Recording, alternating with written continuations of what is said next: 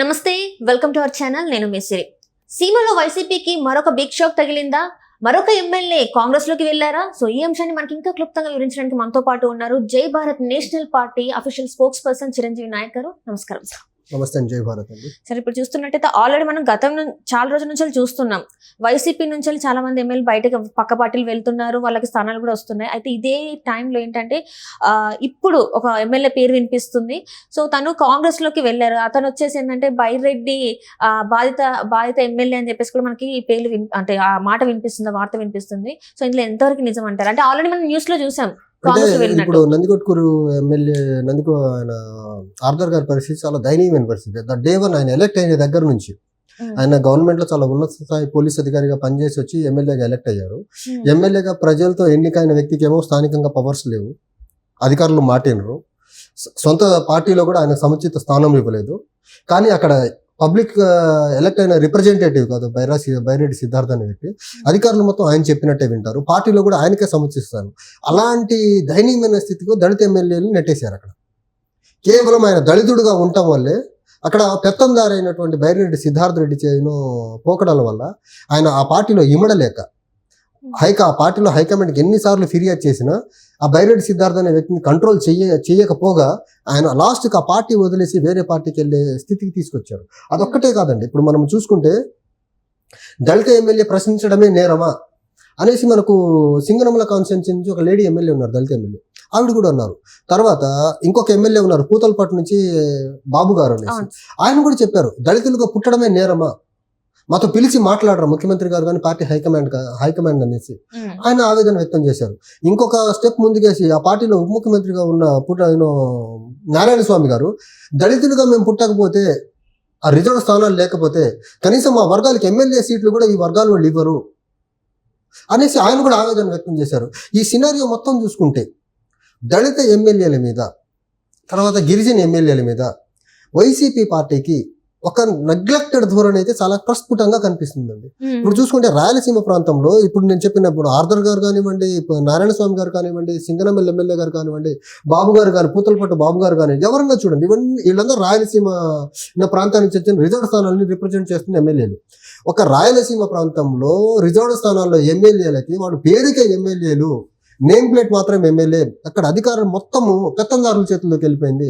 ముఖ్యమంత్రి సొంత సామాజిక వర్గం వాళ్ళు ఆ రెస్పెక్టివ్ నియోజకవర్గాల్లో పెత్తనాన్ని చెలాయిస్తున్నారు.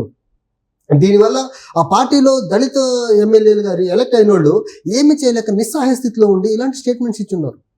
ఇది నేను ఇస్తున్న స్టేట్మెంట్ కాదు, దళితులుగా పుట్టడం నేరం అనే స్టేట్మెంట్ ఇచ్చింది పూతలపట్టు ఎమ్మెల్యే బాబు గారు. రిజర్వేషన్ లేకపోతే మా వర్గాలకి ఎమ్మెల్యే సీటు రావని చెప్పింది ఉప ముఖ్యమంత్రి గారు నారాయణ స్వామి గారు. ఇంకా ఆర్థర్ గారి పరిస్థితి ఇంకా ఎపిసోడ్లుగా జరుగుతూ వస్తుంది. డే వన్ రిజల్ట్ వచ్చిన డే వన్ నుంచి కూడా అక్కడ అతను మన ఎవరైతే సిద్ధార్థ రెడ్డి ఉన్నాడో ఆయన ఆధిపత్యానికి తట్టుకోలేక డే వన్ నుంచి ఆయన నలుగుతూనే ఉన్నారు ఆ పార్టీలో. కానీ జగన్మోహన్ రెడ్డి గారు అంటారు కదా, నా ఎస్సీలు నా బీసీలు అని చెప్పేసి మాట్లాడుతుంటారు. మరి ఎందుకు వీళ్ళకి నా ఎస్సీలు నా బీసీలు నా ఎస్టీలు అనేది ఆయన నిజంగా మనసులో నుంచి వచ్చిన మాట అయితే వీళ్ళు ఆర్థర్ గారికి అంత అగౌరవపరిచి ఉండేవాళ్ళు కాదు. నారాయణ స్వామి గారు ఆ స్టేట్మెంట్ ఇచ్చేవాళ్ళు కాదు. సింగనమల ఎమ్మెల్యే ఆవిడ ఆ స్టేట్మెంట్ ఇచ్చేవాళ్ళు కాదు. బాబు గారు దళితులుగా పుట్టడమే నేరమా అనే స్టేట్మెంట్ ఇచ్చేవాళ్ళు కాదు. ఇంకోటి ఆ బాబు గారు చెప్పిన ఇంకో మాట ఏంటంటే పూతలపట్టు ఎమ్మెల్యే గారు, ఇక్కడ ఒక సామాజిక వర్గానికి ఎస్సీల్లో కూడా వాళ్ళకి అనుకూలంగా ఉండే సామాజిక వర్గానికి ఎక్కువ సీట్లు ఇచ్చారట, వాళ్ళకి వ్యతిరేకంగా ఉండే నంబర్ పరంగా ఎక్కువ ఉండే సామాజిక వర్గానికి సీట్లలో 2 సీట్లు ఇచ్చారట. ఇదొక రకమైన ఎస్సీలో మళ్ళీ డివైడ్ అండ్ రూల్ పాలసీ. వీళ్ళకి అనుకూలంగా ఉండే వర్గానికి ఏమో సీట్లు ఎక్కువ ఇచ్చేసి ప్రమోట్ చేస్తున్నారు, వీళ్ళకి వ్యతిరేకంగా ఉండే వర్గానికి సీట్లు తక్కువ ఇచ్చేసి వెనక నెట్టేస్తున్నారు. ఇక్కడ నా ఎస్సీలు నా బీసీలు నా ఎస్సీలు అనేది నా ఎస్టీలు అనేది ఒక కపట స్లోగన్ జగన్మోహన్ రెడ్డి గారు ఇచ్చేది. నిజంగా అది నిజమైతే ఇప్పుడు ఈ రిజర్వ్డ్ కాన్స్టిట్యున్సీస్ లో ఆయన సొంత సామాజిక వర్గం నేతల యొక్క ఆధిపత్యం ఎందుకు, పెత్తందారితనము ఎందుకు, పెత్తనాలు వాళ్ళ చేతులు ఎందుకు పెడుతున్నారు, వాళ్ళు పెత్తనాలు చేస్తున్నారని ఎమ్మెల్యేలు మీ దగ్గరకు వచ్చి కంప్లైంట్ చేస్తారంటే మీరు ఒక పక్క టైం ఇవ్వరు, టైం ఇచ్చినా వాళ్ళ మాట విని వాళ్ళ మీద మీ సొంత సామాజిక వర్గం నేతల మీద యాక్షన్ తీసుకోరు. ఈ మాత్రం దానికి డెమోక్రసీ అనే పేరెందుకు, నా ఎస్సీలు నా ఎస్టీలు నా బీసీలు అంటాం ఎందుకు? అందులో ఏ ఒక్క మాట కూడా తను వాస్తవంగా అన్నది కాదు, అది జస్ట్ అది నిజమైతే ఇప్పుడు ఆయన మార్చిన స్థాన చలనాలు చేసిన ఎమ్మెల్యేలు ఎంపీల్లో కూడా మెజారిటీ బీసీ ఎస్సీ ఎస్టీలే ఉన్నారు. ఇప్పుడు మన నెల్లూరు ఎమ్మెల్యే చూడండి, అనిల్ కుమార్ యాదవ్ ని ఆల్ ద వే నెల్లూరు తీసుకొచ్చి నరసరావుపేట ఎంపీగా ఇస్తున్నారు. అది నరసరావుపేట నుంచి అక్కడ ఒక రెడ్డి సామాజిక వర్గం నేతను తీసుకొచ్చి నరసరావుపేటలో పెట్టలేదు కదా. ఈ ట్రాన్స్ఫర్స్ లో బలి చేసింది, అధికార దుర్వినియోగానికి బలైపోయింది ఎస్సీలు, బీసీలు, ఎస్టీలు అండి. రెడ్డి సామాజిక వర్గానికి చెందిన నేతలకి ఎలాంటి ఇబ్బంది రాకుండా జగన్మోహన్ రెడ్డి గారు చాలా జాగ్రత్తగా చూసుకున్నారు. అవును, ఆల్రెడీ కొంతమంది అందులో ఉన్న నేతలే వాళ్ళు ప్రశ్నించడం జరిగింది. మీ సామాజిక వర్గానికి మాత్రమే మీరు చూసుకుంటున్నారు, కానీ మిగతా వాళ్ళని మాత్రం మీరు దూరం పెడుతున్నారు అని చెప్పి.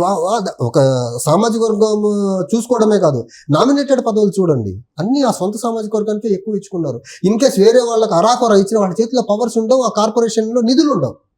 నిధులు లేనివి, పవర్స్ లేనివేమో వేరే సామాజిక వర్గాలకు ఇచ్చారు, నిధులు ఉండి పవర్స్ ఉండేవేమో సొంత సామాజిక వర్గానికి ఇచ్చుకున్నారు.